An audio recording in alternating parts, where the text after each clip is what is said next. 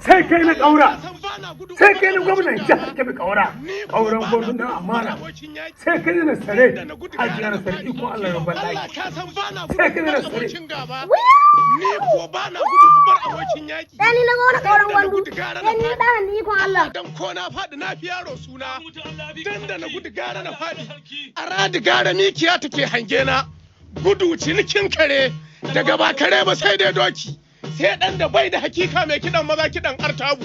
Allah dan haka duka bai sa mu canja halinmu. Allah ɗauri ma bai sa mu canja halinmu.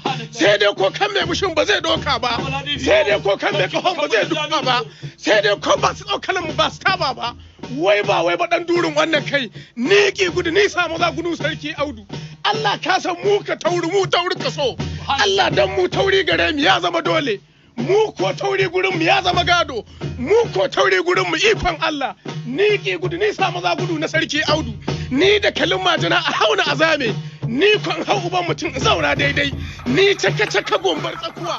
Yaro kan ya sha ruwa ba ya ci zakin ba. Wallo